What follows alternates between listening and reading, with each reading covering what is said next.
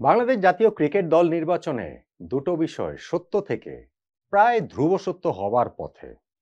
Number one, Zaker Ali অনেক দলে থাকবেন, যেই ফরম্যাটেই হোক না কেন, যেই প্রতিপক্ষের বিপক্ষে হোক না কেন।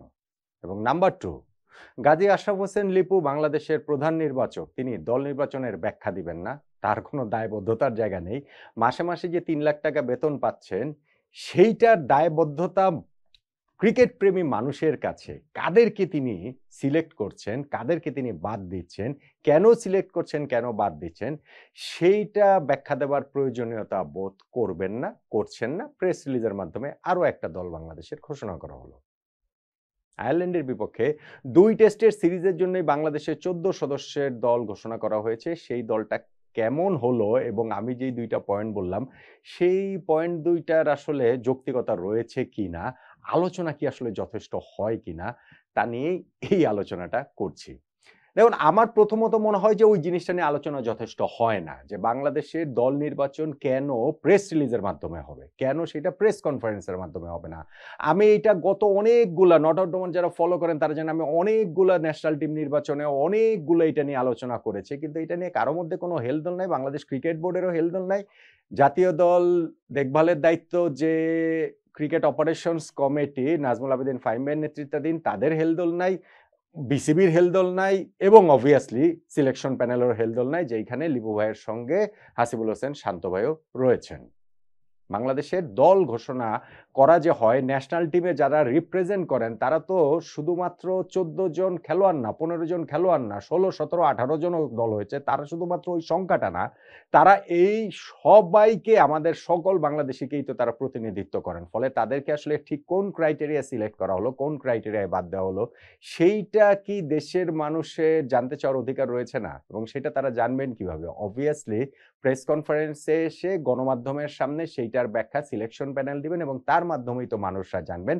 এগুলার আসলে থোড়াই কেয়ার লিপু ভাইরা সেইটা আর করছেন না এবং এইটা একেবারে নিয়মেই পরিণত করে ফেলেছেন এবং যেটা আমি বলছিলাম যে সত্য থেকে ধ্রুব সত্যের পথে এটা চলে গিয়েছে যে কোনোভাবেই তারা এই মিডিয়া ফেস করবেন না। মিডিয়ার মুখোমুখি হয়ে সেই ব্যাখ্যা দেওয়ার দায়বদ্ধতা তাদের অ্যাবসোলিউটলি নেই এবং বাংলাদেশ ক্রিকেট বোর্ডও এইটা নিয়ে তার মানে কোনো তাদেরও এটা নিয়ে আলাদা কোনো হেলদোলের জায়গাটা আসলে নেই।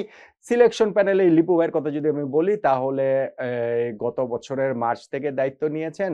এই ২ বছরের যে তার দায়িত্বের মেয়াদকাল আর হয়তো মাস ৪ সময় রয়েছে। সো এই মাস ৪ সময় মাসে, মাসে ৩ লাখ টাকা করে নিয়ে এই সময়কালটা তিনি আসলে পার করে দেওয়াটাই বোধহয় তার মূল লক্ষ্য, মূল মুখ্যের জায়গা। দল নির্বাচন কেন করলেন, কাদেরকে নিলেন, কাদেরকে বাদ দিলেন, সেইটা ব্যাখ্যা দেবার দায়বদ্ধতা তিনি অনুভব করেন না। এখন জাকের আলীর কথাটা বলছিলাম যে আগে আমাদের স্কোয়াডটা কেমন হয়েছে ১৪ সদস্যের দলটা সেটা আগে একটু দেখে নেই যে এমনি জেনারেলি আমাদের স্কোয়াডটা আরো বড় হয়। এইবার ১৪ সদস্যের স্কোয়াড হয়েছে কেননা লাস্ট আমাদের যে শ্রীলঙ্কা সফর ছিল সেইখানেও ১৬ সদস্যের স্কোয়াড ছিল এবং এইখানটাতে ১৪ সদস্যের নেমে এসেছে কেননা প্রথমত হোম সিরিজ ধারণা করছি যেহেতু তারা এটা সিলেকশন প্যানেল থেকে বলছেন না। আর দ্বিতীয়ত যেহেতু এখানে ন্যাশনাল ক্রিকেট লিগ চলছে সো ওই এনসিএল এ যেন বাকিরা খেলতে পারেন যদি প্রয়োজন হয় তাহলে তো এনসিএল থেকে আমাদের ক্রিকেটার এই টেস্ট স্কোয়াডটাতে যুক্ত করা যেতেই পারে। যেই ১৪ সদস্যের স্কোয়াডটা দেয়া হয়েছে সেইখানটাতে আ আপনি যদি বলেন যে এখানে ব্যাটসম্যান হিসাবে মাহমুদুল হাসান জয় তার একটা কামব্যাক হয়েছে। লাস্ট সিরিজটা শ্রীলঙ্কার বিপক্ষে তিনি আসলে ছিলেন না। সিরিজ আগে আমি দলটা আগে ঘোষণা মানে বলি ঘোষণা, তা আমি আর ঘোষণা কি করব? আমি আসলে দলটা বলি যে এটা প্রেস রিলিজের মাধ্যমে এসেছে। তারপরে এইটা নিয়ে ওই আলোচনার জায়গাটা করব।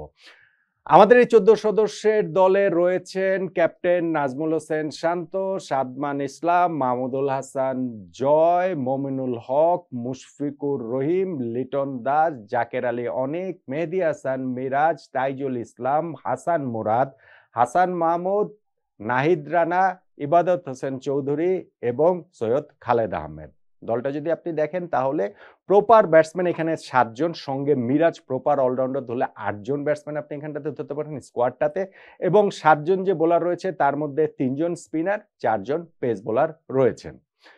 এই টেস্ট দলটাতে ক্যাপ্টেন নাজমুল হোসেন শান্তই থাকছেন। গত সিরিজটাতেও তো ক্যাপ্টেন তিনিই ছিলেন। কিন্তু সেই শ্রীলঙ্কার বিপক্ষে টেস্ট সিরিজ পর ক্যাপ্টেন্সিটা তিনি ছেড়ে দেবার ঘোষণা দিয়েছিলেন। তারপর নানান ঘটনা প্রবাহের পর তার কাছেই আবার ক্যাপ্টেন্সিটা গিয়েছে এবং তাকে সেই টেস্ট ক্যাপ্টেন্সিটা চালিয়ে যাবার ব্যাপারে বাংলাদেশ ক্রিকেট বোর্ড এইখানে তাকে রাজি করাতে পেরেছেন এই টেস্ট চ্যাম্পিয়নশিপের সাইকেলটা, যেটা বাংলাদেশে শুরু হয়েছে শ্রীলঙ্কার বিপক্ষে টেস্ট সিরিজ দিয়ে ২০২৭ পর্যন্ত চলবে। এই পুরো সাইকেলটাতেই নাজমুল হোসেন শান্ত বাংলাদেশ টিমকে লিড করবেন।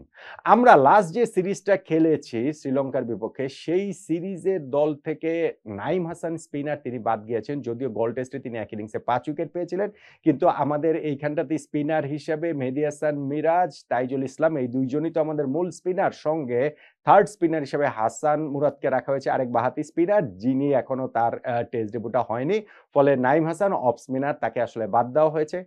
বাদ দেওয়া হয়েছে মাহিদুল ইসলাম অঙ্কনকে। শ্রীলঙ্কার বিপক্ষে ওই টেস্ট সিরিজের স্কোয়াডটাতে তিনি ছিলেন, কিন্তু কোনো টেস্ট তিনি খেলেননি। ইনফ্যাক্ট তার ক্যারিয়ারেই একটা মাত্র টেস্ট গত বছর সাউথ আফ্রিকার বিপক্ষে খেলেছিলেন। সেই টেস্টেও ২ ইনিংসে, প্রথম ইনিংসে ০, পরের ইনিংসে ২৯ করেছিলেন, কিন্তু সেই জায়গায় তাকে খেলানো হয়েছে ৯ নম্বরে এবং ৮ নম্বরে। ৯ নম্বরে খেলেছিলেন, নাইট ওয়াচম্যান নেমেছিল সেই কারণে এর আগে, কিন্তু হচ্ছে গিয়ে ৮ নম্বর পজিশনেই আসলে আমরা স্পেশালিস্ট মিডল অর্ডার ব্যাটসম্যানকে টেস্ট টিমে আসলে খেলিয়েছি বাংলাদেশ বলেই সম্ভব। আবার কোনো ম্যাচ না খেলিয়ে তাকে বাদ দেওয়াটা, সেইটাও আসলে বাংলাদেশ বলেই সম্ভব।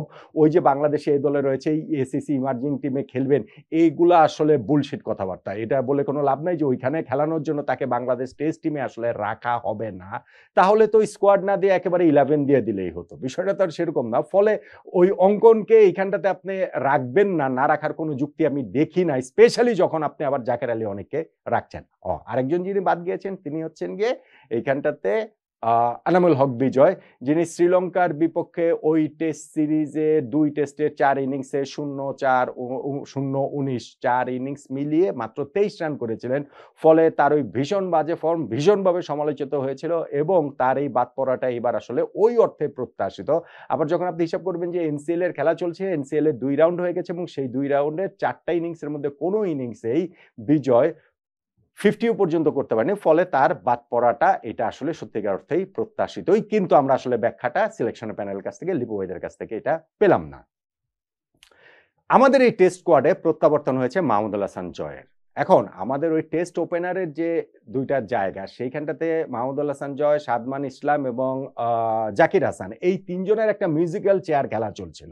মোটামুটি ৩ জনের ক্যারিয়ার স্ট্যাট একরকম, মোটামুটি ৩ জনের ফর্মও একই রকম, মোটামুটি সেই ব্যর্থতার বৃত্তেই তাদের ঘুরপাক খাওয়া। তারপরে এই ৩ জনকে আমরা ঘুরিয়ে ফিরেই আসলে খেলাচ্ছিলাম। ফাইনালি গিয়ে ওই জাকির, জয় তাদেরকে আমরা বাদ দিয়েছিলাম, কিন্তু ওইখানটাতে যে নেওয়া হয়েছিল বিজয়কে, তিনিও চরমভাবে ফেইল করার প্রেক্ষাপটে তাকে এবার বাদ দিয়ে আবারও সেই জয়কে ফিরিয়ে আনা হয়েছে, যিনি আবার এনসিএল এর ২ রাউন্ডের মধ্যে প্রথম রাউন্ডটাতেই তার সেঞ্চুরিও রয়েছে, 50ও রয়েছে।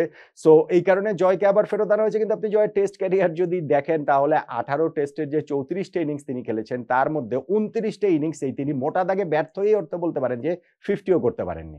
34 ইনিংসের মধ্যে মাত্র 4টা 50 এবং একটা সেঞ্চুরি তার রয়েছে, এবং সেই 34 ইনিংসের মধ্যে তার 7টা ইনিংসে তিনি 0 রানে আউট হয়েছেন, আরো 7টা ইনিংসে তিনি ডাবল ডিজিটে পৌঁছানোর আগে আউট হয়েছেন। অর্থাৎ 34 ইনিংসের মধ্যে 14টা ইনিংসে জয়, একজন টেস্ট ওপেনার, তিনি 10 রান করার আগেই আউট হয়ে গিয়েছেন। সর্বশেষ 17টা টেস্ট ইনিংসে তার কোনো 50 নেই, কিন্তু তারপরেও তাকে আবার আমাদের ফেরত আনতে হলো সেই, যেটা বলছিলাম, মিউজিক্যাল চেয়ার খেলা। ওই অন্যদের ব্যর্থতাতেই আবার দলের সুযোগ পেয়ে যাওয়া, নিজের খুব একটা কিছু আসলে করতে হয় না। সো সেইভাবেই জয় আবারও, এবং যেহেতু এনসিএল এ ওই একটা সেঞ্চুরি, একটা 50 করেছেন, ওই জায়গাটাতেও প্রবাবলি তিনি বিজয়ের চেয়ে এগিয়ে গিয়েছেন। ফলে বিজয়কে পাল্টে ফেলে এইখানে আবারও আমরা জয়কে এইখানটাতে নিয়ে এসেছি। জাকের আলী অনেকের কথাটা বলছিলাম। অনেক শ্রীলঙ্কার বিপক্ষে লাস্টে টেস্ট সিরিজে একটা টেস্ট খেলেছেন, তার আগে জিম্বাবুয়ের সঙ্গে একটা টেস্ট খেলেছেন, এবং সর্বশেষ 2 টেস্টের 3টে ইনিংস তিনি ব্যাটিং করেছেন, এবং তাতে তার মোট স্কোর হচ্ছে গিয়ে 15, 5, 8, 2। সর্বশেষ 2 টেস্টের 3 ইনিংসে 5 গড়ে 15 রান করেছেন, তিনি স্কোয়াডে জায়গাটা ধরে রেখেছেন। স্কোয়াডে তিনি জায়গা ধরে রাখতে পারেন জাকের আলী। আমি এই যে এখন তাকে নিয়ে প্রবল সমালোচনা হচ্ছে, অন্যান্য ফরম্যাটে ওয়ানডে টি20তে এত খারাপ করছেন, কিন্তু আপনি যদি তার টেস্ট ক্যারিয়ারটা দেখেন, 6 টেস্টের 11 ইনিংসের মধ্যে তিনি 4টা তার 50 রয়েছে, 50 প্লাস স্কোর রয়েছে। ফলে ওই হিসাবে বাংলাদেশের মন্দের ভালো, সেই হিসাবে তো তিনি স্কোয়াডের জায়গাটা অন্ততপক্ষে ধরে রাখতেই পারেন না? পারেন। কিন্তু সর্বশেষ যে 2টা টেস্ট খেলছেন, সেইখানে 3 ইনিংসে সিঙ্গেল ডিজিটে আউট হয়ে যাওয়া, এইটা কিন্তু তাকে দলে জায়গাটা, স্কোয়াডের জায়গাটা প্রশ্নবিদ্ধ করে, এবং আরো প্রশ্নবিদ্ধ করে সাম্প্রতিক সময়ে ওয়ানডে এবং টি20 টিমগুলোতে তার যে পারফরম্যান্স এবং তার যে সেই প্রবল যে চাপের মধ্যে তিনি রয়েছেন, সেইটা কি আসলে টেস্ট টিমেও তাকে ঢোকার ক্ষেত্রে ওইটা কি আসলে তিনি এখনকার কারেন্ট ফর্ম, অন্য ফরম্যাট যদি আমরা বিবেচনাও আনি, আমাদের তো ভাই আনা হয়, এটা তো আর অস্বীকার করে লাভ নাই। আমাদের তো এইসব অন্যান্য ফরম্যাটের ফর্মটাও বিবেচনা করা হয় যখন কাউকে বাদ দিতে হয় বা যখন কাউকে নিতে হয় সিলেকশন প্যানেলের পছন্দ অপছন্দ অনুযায়ী। জাকের আলীর ক্ষেত্রে সেই পছন্দের জায়গাটা যেহেতু রয়েছে, সেহেতু এই ক্ষেত্রে আর এইটা বিবেচনায় নেওয়া হয়নি। টেস্টেও সর্বশেষ ২ টেস্টে ৩টে ইনিংসে সিঙ্গেল ডিজিট আউট হয়ে যাওয়াটাও বিবেচনায় নেওয়া হয়নি, বরং তার টেস্ট ক্যারিয়ারটা প্রবাবলি বিবেচনায় নেওয়া হয়েছে। আমি প্রবাবলি বারবারই বলছি, কেননা সিলেকশন প্যানেলের কাছ থেকে তো কোনো ব্যাখ্যা আসলে পাইনি। তারা তো আসলে এটা আসলে জানাননি। কেন জাকেরকে টেস্ট স্কোয়াডে আপনি রাখতেই পারেন, কিন্তু কেন রাখবেন সেই ব্যাখ্যাটা তো আপনি জানাবেন। সেই ব্যাখ্যাটাও আমরা আসলে এই জায়গাটাতে লিপু ভাইদের কাছ থেকে জানতে পারিনি।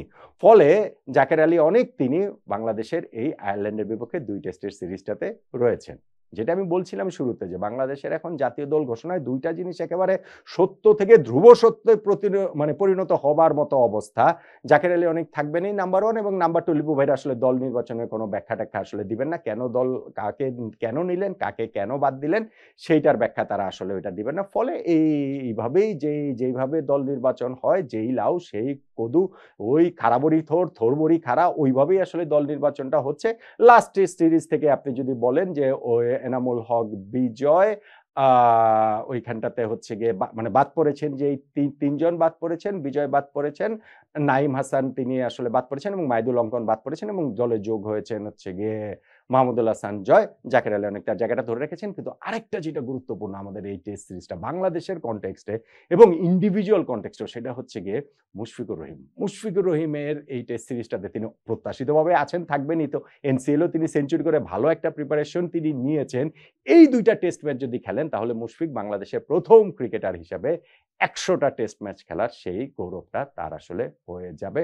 সো মুশফিকের এই টেস্ট সিরিজটা আয়ারল্যান্ড তুলনামূলক দুর্বল দল, দুর্বল প্রতিপক্ষ, team selection end of the day যে আপনি বলতে পারেন যে কি যায় আসে, যাদেরকেই নেই বা যাদেরকেই বাদ দেওয়া হোক না কেন, ওই তো পার্থক্য ১৯-২০ই। সো ফাইনালি গিয়ে এই আয়ারল্যান্ডের বিপক্ষে আমরা জিতবই, সেই কনফিডেন্সের জায়গাটাও আসলে থাকতেই পারে। মুশফিকের এই ১০০তম টেস্ট তিনি রাঙিয়ে দেবেন, সেই প্রত্যাশার জায়গাটাও রয়েছে। কিন্তু ওই যে যেটা বললাম, যে জাকের আলী অনেক যে কেন দলে আছেন এবং লিপু ভাইরা যে আসলে কেন দল নির্বাচনের সেই ব্যাখ্যাটা দেন না, দায়বদ্ধতার জায়গাটা নেই, সেইটা আসলে বরাবরের মতো একটা গোলকধাঁধাই থেকে গেল।